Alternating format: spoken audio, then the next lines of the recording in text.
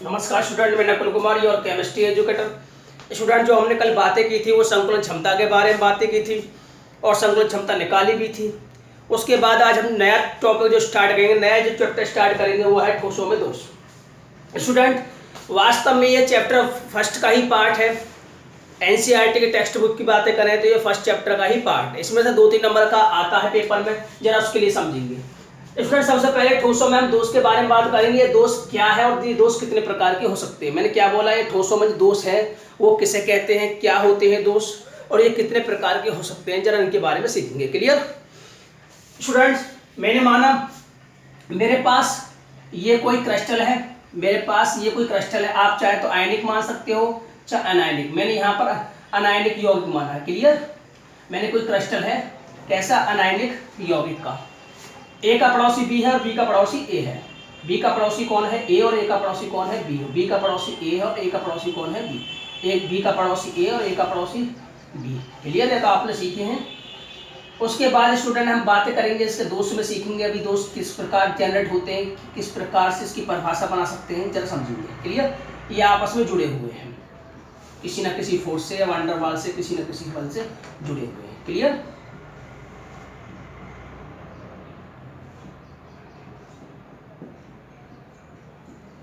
अब स्टूडेंट हम बातें करेंगे कि ये दोष क्या है, जरा समझें। स्टूडेंट, वास्तव में जो ठोसों में जो दोष उत्पन्न होता है वो किसके कारण उत्पन्न होता है, जरा समझें।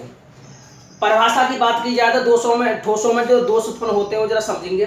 ठोस क्रिस्टलों में जो संघटक कण है, मैंने क्या बोला कि ठोसों में या क्रिस्टलों में, ठोसों में जो संघटक कण है, मैंने संघटक कण के बारे में सिखाया था। ठोसों में जो संघटक कण है उनकी नियमित व्यवस्था में कोई परिवर्तन आ जाए, नियमित व्यवस्था में क्या आ जाए, परिवर्तन आ जाए, या यूँ सोचें कि उसमें कुछ अशुद्धि आ जाए। वो क्या आ जाए, उसमें कुछ अशुद्धि उत्पन्न हो जाए, अशुद्धि आ जाए, तो ये दोष उत्पन्न होते हैं। या ऐसे कहें कि किसी ठोस में जो संघटक कण है, किसी ठोस में जो संघटक कण है, या ए और बी कण लिए हैं मैंने, इनके व्यवस्था में, इनकी नियमितता में, इनकी व्यवस्था में, इनकी जो नियमित व्यवस्था होती है, इनकी नियमित व्यवस्था में कोई ना कोई परिवर्तन हो जाए, या अनियमितता उत्पन्न हो जाए, या अशुद्धि आ जाए, या किसी कण का स्थान छोड़कर चला जाए। क्लियर, मैंने क्या बोला, या तो उन कणों की क्या हो, नियमित व्यवस्था में परिवर्तन हो, नियमित व्यवस्था में परिवर्तन हो, या कण का स्थान छोड़ के चले जाना, या किसी अशुद्धि का उस कण में या उस क्रिस्टल में आ जाना। क्लियर, 3 चांस हो सकते हैं।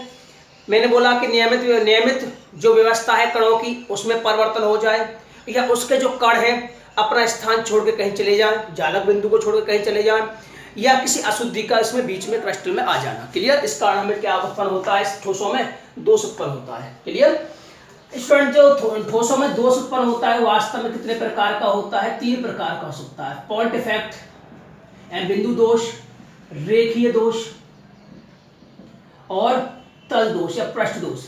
तल दोष भी कह सकते हैं, इसे पृष्ठ दोष भी कह सकते हैं। क्लियर, जरा समझिए स्टूडेंट, जरा समझेंगे इनके बारे में। बिंदु दोष क्या है और रेखीय दोष क्या है, तल दोष क्या है।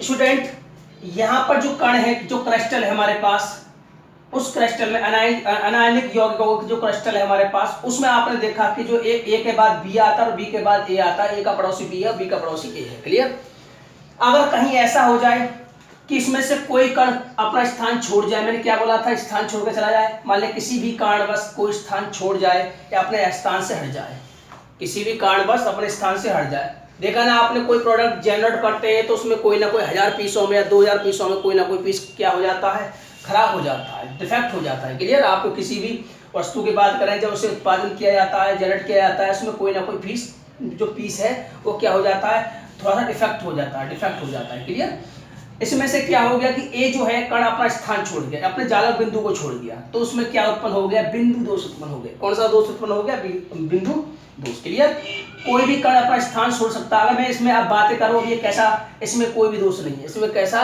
इसमें कोई भी दोष नहीं, इस क्रिस्टल में जो है कोई भी दोष नहीं है। अगर मैं इसमें से कोई कण हटा दूं या किसी कण को यहाँ पहुंचा दूं, तो मेन मान लीजिए ये कण अपना स्थान को छोड़कर कहाँ चला गया, अंतराकाशी क्षेत्र। ध्यान रखना स्टूडेंट, ये तो आपने पढ़े, ये जो क्षेत्र बोला जाता है जिस बिंदु, ये तो होता है जालक बिंदु, आपने सीखे। और ये जो खाली क्षेत्र होता है, छिद्र जो होते हैं, अंतराकाशी क्षेत्र कह दो, छिद्र कह दो। क्लियर, तो ये जो कण है अपना कहाँ पहुंच गया, अंतराकाशीय क्षेत्र में पहुंच गया। तो स्टूडेंट इसमें क्या उत्पन्न हो गया, दोष। तो ये दोष किसी एक बिंदु के कारण उत्पन्न हुआ है, इसे हम बोलते हैं बिंदु दोष। क्लियर। अब स्टूडेंट बातें करते हैं रेखीय दोष के बारे में। किसकी बात करते हैं, रेखीय दोष के बारे में। क्लियर। स्टूडेंट रेखीय दोष से नाम से ही मालूम पड़ रहा है कि रेखा में दोष।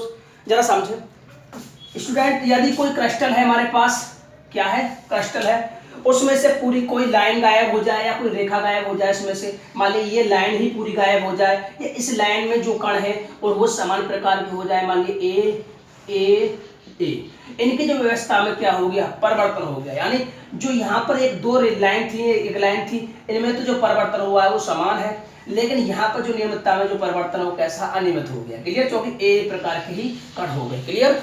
तो इस प्रकार क्या उत्पन्न हुआ, एक रेखा में दोष उत्पन्न हो गया। किसमें हो गया, रेखा में। या ये सोचो कि ये जो रेखा है पूरी क्या हो जाए, स्थान छोड़ जाए। क्या छोड़ जाए, स्थान, या इसमें ही क्या आ जाए, सभी कण एक समान हो जाए, अनियमितता उत्पन्न हो जाए। क्या हो जाए, अनियमितता उत्पन्न हो जाए। तो स्टूडेंट इसे हम क्या कहते हैं, तल, इसे कहते हैं हम रेखीय दोष। अब स्टूडेंट हम बातें करते हैं तल दोष की। क्लियर। क्या किसकी बातें करते हैं, तल दोष की। जरा समझे स्टूडेंट, जो क्रिस्टल होते हैं, एक क्रिस्टल के ऊपर एक क्रिस्टल, एक क्रिस्टल के ऊपर एक क्रिस्टल, एक ठोस का निर्माण होता है, ये आपने सीखा है। स्टूडेंट यदि किसी क्रिस्टल में पूरे में ही क्या उत्पन्न हो जाए, किसी एक सरफेस में, इस पूरे तल में, उस पूरे क्रिस्टल में दोष उत्पन्न हो जाए, ये अपना स्थान छोड़कर किसी क्रिस्टल के ऊपर क्रिस्टल जमता है, किसी एक क्रिस्टल का अपने स्थान से जरा सा खिसक जाना या इधर से उधर हो जाना, कि जो कारण दोष उत्पन्न होता है उसे क्या कहते हैं, तल दोष कहते हैं। क्लियर। स्टूडेंट जो हमारे सिलेबस में केवल बिंदु दोष है, ये दोष नहीं पढ़ेंगे, ना ये दोष पढ़ेंगे, ना तो इसे सीखना और ना इसे सीखना, केवल बिंदु दोष को ही सीखेंगे। क्लियर। अब स्टूडेंट बातें करते हैं कि ये बिंदु दोष कितने प्रकार के होते हैं, जरा समझे। वास्तव में स्टूडेंट ये बिंदु दोष जो होते हैं वो 3 प्रकार के होते हैं, 3 प्रकार से परिभाषित कर सकते हैं। बिंदु दोष को कितने प्रकार से कर सकते हैं परिभाषित, 3 प्रकार से परिभाषित कर सकते हैं। नंबर 1 रसमीकरणीय दोष, नंबर 2 अरसमीकरणीय दोष, नंबर 3 अशुद्धि दोष। क्लियर। स्टूडेंट इंग्लिश में से कहते हैं स्टाइकियोमेट्रिक इफेक्ट। इसे क्या कहते हैं, स्टाइकियोमेट्रिक इफेक्ट। इस डिफेक्ट इसे क्या कहते हैं, नॉन स्टाइकियोमेट्रिक डिफेक्ट। इसे इम्प्योरिटी डिफेक्ट कहते हैं। क्लियर। वो आप इंग्लिश में लिख लेना, स्टाइकियोमेट्रिक और नॉन स्टाइकियोमेट्रिक डिफेक्ट, और ये इम्प्योरिटी डिफेक्ट। जरा समझो स्टूडेंट, सबसे पहले बात आते हैं रस समीकरण दोष, रस समीकरणीय दोष। स्टूडेंट आपने सीखा हो 11वीं क्लास में रस समीकरणीय किसे कहते हैं, जरा समझे। स्टूडेंट वे यौगिक जो स्थिर अनुपात के नियम का पालन करते हैं, किस नियम का पालन करते हैं, स्थिर अनुपात के नियम का पालन करते हैं, वो क्या कहलाते हैं, रस समीकरणीय यौगिक कहलाते हैं। क्या कहलाते हैं, रस समीकरणीय यौगिक कहलाते हैं। क्लियर। स्टूडेंट हम बात समझने से पहले जरा इनके बारे में बात करते हैं। ये जो दोष है, रस समीकरणीय दोष, अरस समीकरणीय दोष और अशुद्धि दोष। रस समीकरणीय दोष 2 भागों में बांटा गया है, ये रिक्तिका दोष और अंतराकाशी दोष। ये जो उत्पन्न होता है ये वास्तव में किसमें होता है उत्पन्न, अनायनिक यौगिकों में। कौन से यौगिकों में उत्पन्न होता है, अनायनिक यौगिकों में। किसमें उत्पन्न होता है ये, अनायनिक यौगिकों में। क्लियर। ये जो दोनों दोष उत्पन्न होते हैं वास्तव में किसमें होते हैं उत्पन्न, अनायनिक यौगिकों में। क्लियर। और ये जो दोष उत्पन्न होते हैं ये किसमें उत्पन्न होते हैं, ये किसमें उत्पन्न होते हैं, आयनिक यौगिकों में। क्लियर। बहुत इंपॉर्टेंट है ये दोनों आपस में, बहुत इंपॉर्टेंट। इसके अंतर के बारे में पूछ सकते हैं, शॉर्ट की डिफेक्ट किसे कहते हैं, परिभाषा भी पूछते हैं इसमें। आयनिक जरा अच्छे से मन से समझिए इसे, ये अपने आप में बहुत इंपॉर्टेंट है। ठीक है। अब समझिए स्टूडेंट, हमने जो बातें की थी, हमने कहा था रस समीकरणीय दोष किसे कहते हैं या रस समीकरणीय यौगिक किसे कहते हैं। तो परिभाषा बताई थी रस समीकरणीय दोष, आप रस समीकरणीय यौगिक आपने 11वीं क्लास में सीखा था। रस समीकरणीय यौगिक वे यौगिक होते हैं जो स्थिर अनुपात के नियम का पालन करते हैं। क्लियर। मैंने क्या बोला, रस समीकरणीय यौगिक वे यौगिक होते हैं, वे यौगिक कहलाते हैं जो स्थिर अनुपात के नियम का क्या करते हैं, पालन करते हैं। क्लियर। जरा समझे। अब बात आने सर स्थिर अनुपात का नियम हमने 11वीं क्लास में पढ़ा था लेकिन भूल गए, हमें स्थिर अनुपात के नियम को समझा दिया जाए। क्लियर। आप बात क्या करोगे, स्थिर अनुपात के नियम को हम भूल गए, इसे हमें दोबारा समझा दिया जाए, जरा उसके बारे में जरा सा सीख लें। क्लियर। जो कि हमें जरूरत पड़ेगी उसकी अभी। अब स्टूडेंट अब बातें करें तो अब देखो, इस पहले स्थिर अनुपात के बारे में बातें करें। किसके बारे में, स्थिर अनुपात का नियम। क्लियर। ध्यान दें, किसी भी यौगिक में जो अवयवी कण है, किसी भी यौगिक में किसी भी तत्व का जो परमाणु भार होता है वो एक निश्चित अनुपात में होता है। मैंने क्या बोला, किसी भी यौगिक में जो अवयवी कण है या अवयवी जो परमाणु है, जो अवयवी कण है या तत्वों का जो भार है वो एक निश्चित अनुपात में होता है। जरा समझे, ये क्या कहलाता है, स्थिर अनुपात का नियम कहलाता है। क्लियर। किसी भी यौगिक में जो तत्व हैं उनका जो परमाणु भार है वो एक निश्चित अनुपात में होता है, चाहे वो किसी भी विधि से प्राप्त किए गए हो। मैंने क्या बोला कि किसी भी यौगिक में जो तत्व के जो परमाणु भार होते हैं, जो अवयवी तत्व के जो परमाणु भार होते हैं वो क्या होते हैं, निश्चित अनुपात में होते हैं, चाहे वो किसी भी स्रोत से प्राप्त किए गए हों या किसी भी विधि से प्राप्त किए गए हों। जरा समझें स्टूडेंट, हमारे पास मैंने मान लिया कोई यौगिक में ले लिया जल, क्या ले लिया, जल। क्लियर। जल में आपसे पूछे कौन कौन तत्व है, कौन कौन तत्व के परमाणु है, एक तो हाइड्रोजन के परमाणु है, कौन के, ऑक्सीजन के। क्लियर। तो तत्व हाइड्रोजन का जो परमाणु का जो भार हो गया वो कितना हो गया, 2 × 2 हो गया, और ऑक्सीजन का जो भार हो गया वो कितना हो गया, 16। इनके बीच में अनुपात लगा दिया जाए तो ये काट दिया तो सिंपल जो अनुपात हो गया वो कितना हो गया, 1:8। क्लियर। अब जरा और समझें, यदि मैं दूसरा एग्जाम्पल लूँ, CO2 में जो भार अनुपात हो गया वो कितना हो गया, कार्बन का होता है 12, ऑक्सीजन का होता है 16, तो ये हो गया 12:32। से सिंपल वे में लिखेंगे तो कैसे लिखेंगे, ये 4 से कई बार कट गया, 3 बार, और 4 से 8 बार, तो ये अनुपात निश्चित होगी। जो ये अनुपात होगा कैसा होगा, निश्चित होगा। जरा समझेंगे स्टूडेंट, हमने देखा जल में जो अनुपात है, भार अनुपात, वो कैसा है, निश्चित अनुपात है। अगर स्टूडेंट हम जल को किसी भी विधि से प्राप्त करें या किसी भी स्रोत से प्राप्त करें, चाहे वो जल नल का है या कुएं का है या नदी का है, किसी भी स्रोत से या तालाब का है, किसी से भी जल प्राप्त करें, उसमें जो हाइड्रोजन और ऑक्सीजन का जो अनुपात होगा, किसी भी स्रोत से प्राप्त करें या किसी भी विधि से उत्पन्न करें, उसमें जो हाइड्रोजन और ऑक्सीजन का जो अनुपात होगा कैसा होगा, 1:8 होगा। क्लियर। मैंने क्या बोला कि किसी भी विधि से प्राप्त करें या किसी भी स्रोत से प्राप्त करें, चाहे वर्षा का जल हो, किसी भी विधि से प्राप्त करें, सब में जो हाइड्रोजन और ऑक्सीजन का जो अनुपात होगा कैसा होगा, 1:8। उसका अणुसूत्र नहीं बदलता। क्लियर, समझ गए। अब स्टूडेंट ये तो रही स्थिर अनुपात की बात। अब स्टूडेंट समझेंगे हम, ये मैंने रश्मिकृत दोष बताया, वे यौगिक जो स्थिर अनुपात के नियम का पालन कर, ध्यान दो, वे यौगिक जो स्थिर अनुपात के नियम का पालन करते हैं वो रससमीकरणीय यौगिक कहलाते हैं, रससमीकरणीय यौगिक कहलाते हैं। और जो रससमीकरणीय यौगिकों में जो दोष उत्पन्न होते हैं वो क्या कहलाते हैं, रससमीकरणीय दोष जो उत्पन्न होता है, जिसमें रससमीकरणीय यौगिकों में जो दोष उत्पन्न होता है वो क्या कहलाता है, रससमीकरणीय दोष। क्लियर। ये सोचें कि जिन ठोसों में ये दोष, जिन ठोसों में या वे यौगिक जो स्थिर अनुपात के नियम का पालन करते हैं रससमीकरणीय यौगिक कहलाते हैं, और इन यौगिकों में पाए जाने वाला जो दोष होता है रससमीकरणीय दोष कहलाता है। या इनकी जो स्टोइकोमेट्रिक में कोई भी परिवर्तन नहीं होता। क्लियर। आप बस इतना कहना है कि वे यौगिक जो स्थिर अनुपात के नियम का पालन करते हैं वो क्या कहलाते हैं, रससमीकरणीय यौगिक कहलाते हैं। वो उन यौगिकों में जो दोष उत्पन्न होता है उस दोष को हम क्या कहते हैं, रससमीकरणीय दोष कहते हैं। क्लियर। स्टूडेंट, ये 2 भागों में बांटा गया है, रिक्तिका दोष और अंतरकाशी दोष, ये अनायनिक यौगिकों में होता है, और ये शॉर्टकी दोष और फ्रैंकल दोष ये आयनिक यौगिकों में होता है। और स्थिर अनुपात का जो नियम दिया था, जरा मैं आपको थोड़ा सा नॉलेज और दे दूं, जोसेफ प्रोस्टले ने दिया था,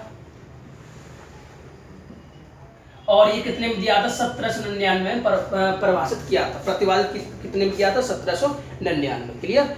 ये जोसेफ प्रोस्टले ने 1799 में प्रतिपादित किया था ये नियम। जरा उसके बारे में नहीं समझेंगे, पढ़ चुके हैं हम, जिसे वो जोसेफ फ्रास्ट ने 1799 में दिया था। ठीक है, फ्रास्ट ने।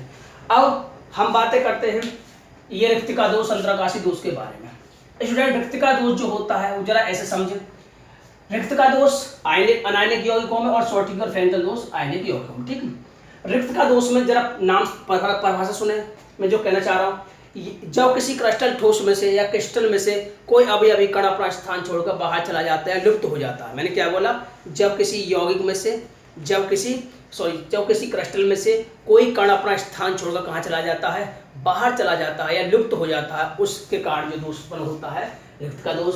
यदि वो जो कण बाहर न जाए न लुप्त हो, बल्कि कहाँ हो जाए, अंतराकाशी क्षेत्र में पहुंच जाए, उस दोष को हम क्या कहते हैं, अंतराकाशी दोष। जरा समझ, मेरे पास ये कोई क्रिस्टल है, clear, A B A B B A B A और ए का पड़ोसी बी, आपने सीखा है तो बनाना, B A B A, clear student. ये जो है इसमें इस क्रिस्टल में कि कोई अनायनिक यौगिक का क्रिस्टल है, इसमें कोई भी दोष नहीं है, क्लियर, क्योंकि कणों की जो व्यवस्था है कैसी है, नियमित है। अब इसमें से ये जो कण है अपने जालक बिंदु को छोड़कर, यानी ये जो कण है अपने जालक बिंदु को छोड़कर गायब हो जाए या बाहर चला जाए, मान लीजिए जो वैकेंसी क्या हो गई, खाली हो गई, अब क्या इसमें दोष उत्पन्न हो गया, ये दोष जो उत्पन्न हो गया, ये दोष जो कहलाएगा, ये क्या है, एक दोष है, ये दोष क्या कहलाएगा, रिक्ति का दोष। क्या कहलाएगा, रिक्ति का दोष, क्योंकि इसमें से कोई कण अपना स्थान छोड़ गया या लुप्त हो गया, तो ये दोष कौन सा होगा, रिक्ति का दोष। कौन सा होगा, रिक्ति का दोष, क्लियर। अब बात करते हैं अंतराकाशी दोष में, तो आप परिभाषा लिख दोगे ना, मैं बोलूं तो क्या लिखोगे, जब किसी अनायनिक यौगिक में से कोई कण अपना स्थान छोड़ जाए या अपना स्थान छोड़कर लुप्त हो जाए या बाहर चला जाए, तो उसके कारण जो दोष उत्पन्न होता है वो कौन सा दोष उत्पन्न होता है, क्लियर, बता दोगे ना, रिक्ति का दोष उत्पन्न होता है। अब जरा इसमें समझिए, ए का पड़ोसी बी, बी का पड़ोसी ए, ये नियमित व्यवस्था है, ये तो आपने समझे हैं।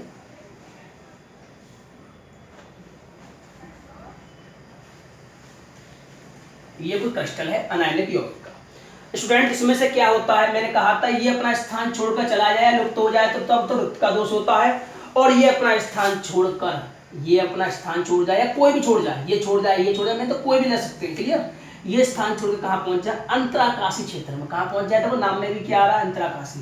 तो ये जो कहाँ पहुंचेगा, अंतराकाशी क्षेत्र, ये जो खाली जगह है इसमें ये क्या बोला जाता है, अंतराकाशी क्षेत्र, अंतराकाशी क्षेत्र, क्लियर। ये कौन से क्षेत्र में है, अंतराकाशी क्षेत्र में। ये कहाँ पहुंच जाता है, लुप्त हो जाता है, गायब हो जाता है, इसमें से कोई कण निकलकर कहाँ पहुंच जाता है, गायब है, लुप्त हो जाता है। इसमें से जो कण है कोई भी कण निकाल सकते हैं, ये निकाल सकते हैं, ये निकाल सकते हैं, ये निकाल सकते हैं, ये भी कोई भी दो निकाल सकते हैं, तीन निकाल सकते हैं, कोई भी कण जो है वो कहाँ पहुंच जाए, अंतराकाशी क्षेत्र में पहुंच जाए, क्लियर, समझ गए। अंतराकाशी क्षेत्र में पहुंच जाए तो अंतराकाशी दोष, यदि लुप्त हो जाए, गायब हो जाए, सॉरी लुप्त हो जाए या बाहर निकल जाए तो उसे कहते हैं हम रिक्ति का दोष। जरा समझो स्टूडेंट, मैं आपसे पूछूं, इतने ही आयतन में या इतने ही एरिया में से यदि कोई कण बाहर निकल जाता है तो क्या प्रति एकांक आयतन में कणों की संख्या कम ना हुई। मैंने क्या बोला कि अगर इतने ही आयतन में से अगर कोई कण बाहर निकल जाए या लुप्त हो जाए तो प्रति एकांक आयतन में उसके कणों की जो संख्या हो क्या कम ना हुई, हुई कि ना हुई। तो जिस कारण से क्या घनत्व में भी क्या हो जाएगा, कमी या वृद्धि, हाँ घनत्व में क्या हो जाएगी, कमी, घनत्व में क्या हो जाएगी, कमी। क्यों, क्योंकि इतने ही आयतन में से, इतने ही एरिया में से कोई कण बाहर निकल गया तो उसके प्रति एकांक आयतन में उपस्थित कणों की संख्या क्या हुई, कम हुई, जिस कारण उसमें क्या होगा, घनत्व कम होगा, क्लियर, ध्यान रखना, घनत्व में क्या हुई, घनत्व में कमी। स्टूडेंट इसमें से कण निकला नहीं है बल्कि जो खाली जगह थी उसमें कण पहुंच गया, किसमें पहुंच गया, जो खाली जगह थी अंतराकाशी क्षेत्र था उसमें कण पहुंच गया। तो मुझे बताइए घनत्व कम होगा या बढ़ेगा, तो क्या होगा, घनत्व में वृद्धि, क्लियर। अब जरा समझिए, अब स्टूडेंट बातें करते हैं शॉर्टकी दोष और फ्रेंकल दोष के बारे में। अभी स्टूडेंट आपने सीखा था रिक्ति का दोष के बारे में और अंतराकाशी दोष के बारे में जो अनायनिक यौगिकों में पाया जाता है। अब स्टूडेंट बातें करेंगे हम शॉर्टकी दोष और फ्रेंकल दोष के बारे में। अब जो बातें करेंगे इसके बारे में बात करेंगे शॉर्टकी दोष और फ्रेंकल दोष के बारे में। जरा समझे, मेरे पास ये दोष किसमें पाया जाता है, आयनिक यौगिकों में, इसलिए मैं क्रिस्टल कैसा लूंगा, आयनिक लूंगा, ठीक है। मेरे पास ये कोई क्रिस्टल होगा,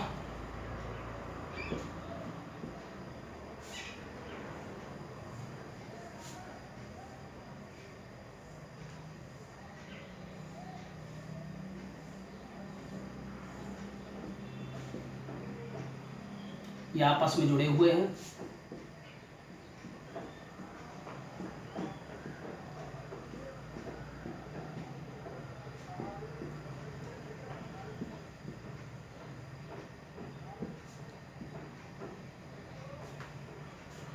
क्लियर। ऐसे दूसरा क्रिस्टल लिया मैंने यहां पर कोई,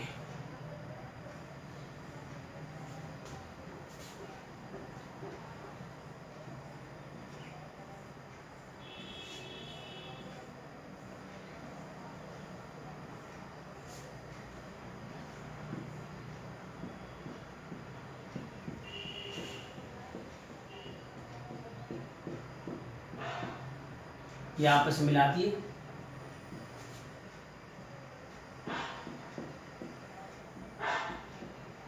क्लियर। आयनिक क्राइस्टल में कौन पाए जाते हैं? आयन। आयनिक क्राइस्टल में कौन पाए जाते हैं? आयन। ये बहुत लंबी चैन हो सकती है, मैंने जो चार्ट दिखाया, ठीक है, ये बीच में भी लगा दिया। स्टूडेंट जरा समझे, मान लीजिए इसमें जो कण है वो ए पॉजिटिव, इसमें जो आयन है ए पॉजिटिव बी नेगेटिव है ना, वो आपको समझा दिया कि आयनिक यौगिक है तो इसमें पॉजिटिव और नेगेटिव आयन हो सकते हैं, कोई प्रकार के हो सकते हैं, ए का पड़ोसी बी और बी का पड़ोसी ए। यहाँ जो कणों की जो व्यवस्था कैसी है? नियमित। तो इसमें कोई दोष तो उत्पन्न है नहीं अभी। इसमें यहाँ पर ए पॉजिटिव बी नेगेटिव, ए पॉजिटिव बी नेगेटिव,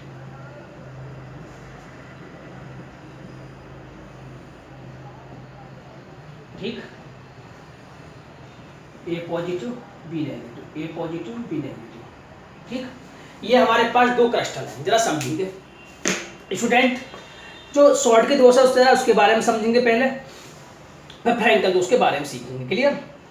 हम ये कहते हैं स्टूडेंट, यदि किसी क्रिस्टल में अब तक तो उसमें कोई दोष है नहीं, क्योंकि समान अनुपात में और कोई नियमित परिवर्तन नहीं हो रहा, अनियमित परिवर्तन नहीं हो रहा, सब नियमित व्यवस्था में है, ये आगे भी जुड़े हो सकते हैं, ये आगे जो एक कण है, ठीक है। स्टूडेंट्स में होता क्या है कि जब किसी क्रिस्टल में, जब किसी आयनिक क्रिस्टल में, ध्यान रखना ये किस में पाए जाएंगे? आयनिक में। जब किसी आयनिक क्रिस्टल में समान संख्या में, मेरी बात को ध्यान से सुनना, मैंने जो बोला मेरी बात को ध्यान से सुनना, क्योंकि एक बार को जो समझाया हुआ हमेशा तुम समझ आ सकते हो, याद कर सकते हो, लेकिन रट्टा नहीं मार के आप समझ नहीं सकते इसे। यदि समान संख्या में किसी क्रिस्टल, किसी आयनिक क्रिस्टल में से समान संख्या में धनायन व ऋणायन, समान संख्या में से धनायन व ऋणायन क्या हो जाते हैं? क्रिस्टल से बाहर निकल जाते हैं, तो ये दोष उत्पन्न होता है। कौन सा? शॉर्ट की दोष। कौन सा उत्पन्न होता है? जरा समझे, मैंने क्या बोला? जब किसी आयनिक क्रिस्टल में से समान संख्या में धनायन व ऋणायन क्या हो जाए? बाहर निकल जाए क्रिस्टल से, तो ये दोष उत्पन्न होता है। यानी अगर एक पॉजिटिव निकले तो दूसरा नेगेटिव निकले, एक पॉजिटिव निकले दूसरा निकले, दो पॉजिटिव निकले तो दो नेगेटिव निकले। क्लियर? जरा समझे। लेकिन दोनों, यदि दोनों यहाँ पर क्या, जितने पॉजिटिव हैं इतने नेगेटिव, तो इनकी विद्युत उदासीनता क्या होगी? बनी रहेगी। समझ में आ रही है ना बात? जितना पॉजिटिव है इतना क्या है? नेगेटिव है। जितना पॉजिटिव है इतना क्या है? नेगेटिव है। तो इनकी जो विद्युत उदासीनता है वो कैसी है? बनी रहेगी। क्लियर? यदि यहाँ से एक पॉजिटिव निकलता है, मान लिया एक पॉजिटिव निकल गया, तो उतना ही कहीं ना कहीं से विद्युत उदासीनता बनाने के लिए नेगेटिव निकलेगा। मान लिया आप यहीं से निकाल दो, तो मैंने देखा इसमें कि यहाँ पर एक पॉजिटिव गायब हो गया, तो साथ में कौन गायब हो गया? बी नेगेटिव गायब हो गया, यानी एक पॉजिटिव और एक बी नेगेटिव। क्लियर? पॉजिटिव और नेगेटिव समान संख्या, जब किसी क्रिस्टल में समान संख्या में धनायन व ऋणायन गायब हो जाते हैं, क्रिस्टल से बाहर पहुंच जाते हैं, तो जो दोष उत्पन्न होता है उस दोष को ही हम क्या कहते हैं? शॉर्ट की दोष। क्या कहते हैं? शॉर्ट की दोष। क्यों? क्योंकि ये क्या हो गया? दो स्थान पर एक पॉजिटिव और एक समान संख्या में पॉजिटिव और नेगेटिव गायब हो गए। समान संख्या में पॉजिटिव नेगेटिव का गायब होना, किसी क्रिस्टल से बाहर पहुंच जाना, क्या कहलाता है? शॉर्ट की दोष कहलाता है। क्लियर? शॉर्ट डिफेक्ट कहलाता है। ये दोष वास्तव में स्टूडेंट किसमें से पाया जाता है? इसके कुछ एग्जाम्पल हैं, आप नोट करना चाहो तो नोट कर लेना। NaCl में ये बहुत पूछा जाता है कि NaCl में कौन सा दोष होता है। क्लियर? KCl है, KBr है, सीजियम क्लोराइड है, और एक और स्टूडेंट जो दोनों में आएगा AgBr। AgBr में दोनों प्रकार के दोषों में पाया जाता है। ठीक है? दोनों प्रकार के दोष हो सकते हैं। स्टूडेंट ये ध्यान रखना, ये शॉर्ट के दोष कब उत्पन्न होता है? नंबर एक, यहाँ जो धनायन की जो त्रिज्या होगी, धनायन की त्रिज्या जो होगी कैसी होगी? ए पॉजिटिव की जो त्रिज्या होगी लगभग कैसी हो? ध्यान रखना, ये दोष उन्हीं क्रिस्टलों में उत्पन्न होता है जो निम्न बातों को फॉलो करते हैं।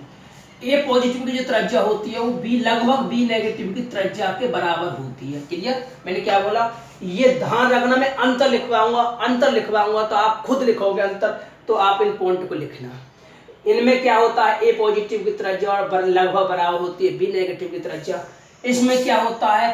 ये दोष उन यौगिकों में उत्पन्न होता है जिनमें उच्च समन्वय संख्या पाई जाती है। उच्च समन्वय संख्या पाई जाती है, संख्या पाई जाती है। क्लियर? किसमें पाई जाती है? ये उच्च समन्वय संख्या पाई जाती है। अब उसके बाद हमें क्या हुआ? उच्च समन्वय संख्या पाई जाती है। के बाद इसमें क्या होगा कि जो यहाँ से धनायन और ऋणायन के बाहर निकल जाने से घनत्व में कमी होगी, वृद्धि होगी। घनत्व में क्या हो जाएगा? घनत्व में कमी हो जाती है। घनत्व में क्या हो जाती है? तो उसके कारण क्या हो जाता है? ये क्या हो जाएगा? इस पर इफेक्ट पड़ेगा, यानी वो हो जाएगा। ये तो कारण होगा, इसमें क्या है? घनत्व में कमी हो जाती है। किस कारण उत्पन्न होता है? कि ये पॉजिटिव और नेगेटिव निकल जाए, और जिसके कारण क्या परिवर्तन हो जाएगा, घनत्व में कमी हो जाती है। और स्टूडेंट हम बातें करें विद्युत चालकता की, इसमें जब हम बातें करें किसकी, विद्युत चालकता की, तो विद्युत चालकता क्या होगा, क्रिस्टल चालक की विद्युत उदासीनता बनी रहती है, क्योंकि समान संख्या में धनायन और ऋणायन बने रहने के कारण इसमें क्या होगा, विद्युत उदासीनता बनी रहती है। अब स्टूडेंट ये पूछे आपसे कि ये दोष किस यौगिक में उत्पन्न होता है, तो आयनिक यौगिक में उत्पन्न होता है। ये कब उत्पन्न होगा, जब ये पॉजिटिव धनायन और ऋणायन की त्रिज्या लगभग बराबर हो, और जब नंबर 2 उच्च समन्वय संख्या वाले यौगिकों में पाई जाती है। तो मैं आपसे पूछूं, NaCl मैंने कल पढ़ाया था, इंपोर्टेंट भी कहा था, उच्च इसकी जो समन्वय संख्या कितनी होती है, 6 होती है। अब स्टूडेंट बातें करते हैं हम फ्रैंकल दोष के बारे में। किसकी बातें करते हैं, फ्रैंकल दोष के बारे में। क्लियर स्टूडेंट, फ्रैंकल दोष के बारे में अब सीखेंगे, इसमें कुछ पॉइंट जो है उनको समझेंगे। इसमें धनायन और ऋणायन के बाहर जाने से, निकल जाने से इसमें क्या होता है कि कोई धनायन, ये बात को समझो, फ्रैंकल दोष में क्या होता है कि कोई दो धनायन, क्या होता है, कोई धनायन अपना स्थान छोड़कर कहाँ पहुंच जाए, अंतराकाशीय क्षेत्र में पहुंच जाए। लगभग ध्यान रखना, ये जो 98% क्रिस्टलों में जो स्थान कौन छोड़ता है, ए पॉजिटिव धनायन स्थान छोड़ता है। क्लियर समझे कि जब किसी क्रिस्टल में से कोई धनायन, मान लीजिए धनायन अपना स्थान छोड़कर कहाँ पहुंच जाए, अपना जालक बिंदु को छोड़कर कहाँ पहुंच जाए, अंतराकाशीय क्षेत्र में पहुंच जाए, तो ये दोष उत्पन्न होता है। कौन सा दोष उत्पन्न होता है, ये कौन सा है, फ्रैंकल दोष। कौन सा दोष उत्पन्न होता है, फ्रैंकल दोष। क्लियर, जब कोई धनायन अपना स्थान छोड़कर कहाँ पहुंच जाए, अंतराकाशीय क्षेत्र में पहुंच जाए, तो क्या होगा, अंतराकाशीय क्षेत्र में पहुंच जाए तो क्या होगा, ये दोष उत्पन्न हो जाता है। क्लियर, इसमें होता क्या है, इसमें ये किस यौगिक में उत्पन्न होगा, नंबर 1, जब बी नेगेटिव सॉरी ए पॉजिटिव की त्रिज्या काफी छोटी हो, यानी ए पॉजिटिव की त्रिज्या यानी धनायन की त्रिज्या ऋणायन की त्रिज्या से, ऋणायन कौन है, ऋणायन की त्रिज्या से क्या हो, कम हो। क्लियर, क्या हो, से कम, ए पॉजिटिव की त्रिज्या कम हो बी नेगेटिव की त्रिज्या से। नंबर 2, ये उन यौगिकों में पाया जाता है दोष जिनमें की समन्वय संख्या क्या होती है, कम समन्वय संख्या, कम समन्वय संख्या। क्लियर, ये उच्च समन्वय संख्या वाले यौगिकों में होता है, ये कम समन्वय संख्या वाले यौगिकों में होता है। स्टूडेंट, इसमें क्या है, क्रिस्टल अपना स्थान नहीं छोड़ के गए तो घनत्व में कोई भी परिवर्तन नहीं हुआ। घनत्व में क्या हो, कोई भी परिवर्तन नहीं होता, घनत्व में कोई परिवर्तन नहीं होता, अपना अंतराकाशीय क्षेत्र में पहुंच जाते हैं। दूसरी बात, ये विद्युत के क्या हो जाते हैं, सुचालक हो जाते हैं। विद्युत के क्या हो जाते हैं, सुचालक हो जाते हैं। विद्युत के सुचालक क्यों, क्योंकि धनायन मुक्त हो गया। क्लियर, तो स्टूडेंट आप क्या बताओगे, आप क्या बताओगे, पूछ लग जाए तो आपसे शॉर्ट के उसके फ्रैंकल दोष के बारे में कि सर ये समान संख्या में धनायन और ऋणायन को किसी आयनिक यौगिक से बाहर निकल जाना से उत्पन्न होता है, या किसी धनायन को के अंतराकाशीय क्षेत्र में पहुंच जाना। ध्यान रखना, धनायन ज्यादातर 98% क्वेश्चनों में धनायन निकलता है, क्योंकि धनायन की त्रिज्या ऋणायन की त्रिज्या से कम होती है। आपने सीखा था 11वीं क्लास में आवर्त सारणी में सीखा है, धनायन की त्रिज्या ऋणायन की त्रिज्या से क्या होगी, कम होगी। क्लियर, उसके बाद धनायन क्या पहुंच जाएगा, अंतराकाशीय क्षेत्र में पहुंच जाएगा। अब स्टूडेंट मैं आपसे इसके अंतर के बारे में बात करूं, उसके अंतर आप किस प्रकार लिख पाओगे जरा समझेंगे। स्टूडेंट, इसके एग्जाम्पल की बात की जाए, इसके एग्जाम्पल जो होंगे वो AgCl होगा, जिंक सल्फाइड होगा, कौन होगा, AgCl होगा, जिंक सल्फाइड होगा, AgBr होगा। ध्यान रखना स्टूडेंट, ये AgBr दोनों प्रकार के क्रिस्टलों में दोनों प्रकार का दोष उत्पन्न हो सकता है। अब स्टूडेंट्स के अंतर के बारे में बात करते हैं। ध्यान रखना, इसका जो अंतर है बहुत इंपॉर्टेंट है। इसके जो अंतर है आप किस प्रकार बताएंगे जरा समझो। स्टूडेंट, इसमें होता क्या है, इसमें रिक्तिका उत्पन्न होती है, इसमें क्या अंतराकाशीय क्षेत्र में चला जाता है ना, जरा समझे, आपको लिख के लाना है कि इसमें जो यह कौन सा दोष है, रिक्तिका दोष है। ये कौन सा दोष है, रिक्तिका दोष है। और ये कौन सा दोष है, अंतराकाशीय क्षेत्र है ना।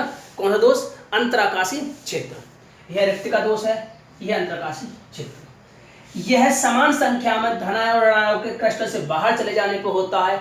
यह क्रिस्टल में धनायन को किस में पहुंच जाने से होता है, अंतराकाशीय क्षेत्र में होता है। क्लियर, यह विद्युत के उदासीन बने रहते हैं, ये विद्युत का सुचालक हो जाते हैं। यह उच्च समन्वय संख्या वाले यौगिकों में पाया जाता है, ये कम समन्वय संख्या वाले यौगिकों में पाया जाता है। क्लियर, इसमें धनायन और ऋणायन की जो त्रिज्या होती है वो लगभग कैसी होती है, बराबर होती है। इसमें धनायन और ऋणायन की त्रिज्या कैसी होती है, धनायन की जो त्रिज्या होती है वो छोटी होती है, इसमें धनायन और ऋणायन की त्रिज्या कैसी होती है, बराबर होती है। क्लियर, उसके बाद इसमें और ये इसमें से धनायन ऋणायन बाहर चले जाते हैं, इसमें से बाहर नहीं जाते बल्कि अंतराकाशीय क्षेत्र में चले जाते हैं। क्लियर? बहुत सारे इसके अंतर लिख सकते हैं, बस आप इतना लिख देना कि इसमें समान संख्या के धनायन ऋणायन समान संख्या में धनायन ऋणायन पाए जाते हैं बगल बगल, है ना, और कम समान संख्या पर होती है, इसकी अधिक होती है। आप लिख के लाना जैसा भी समझ में आता है। आप लिखने के आर डालोगे, आप लिखने के आर डालोगे, आप यकीन मानिए आज गलत करोगे, कल गलत करोगे, परसों सही कर पाओगे, जब भी आप सीखोगे। क्लियर? लिखा दूंगा मैं, लेकिन आप खुद लिख के लाना, सोचना परिभाषा मैंने कैसे बताया तो उसी के आधार पर अंतर करेंगे। Clear student? हम कल से जो बात करेंगे अर्ध समीकरणीय दोष के बारे में बात करेंगे। कल हम बात किसकी करेंगे? अर्ध समीकरणीय दोष के बारे में बात करेंगे। मैं आपसे पूछूंगा अर्ध समीकरणीय दोष किसे कहते हैं, आप पढ़ के आना, रिवाइज करके आना। जब तक के लिए नमस्कार।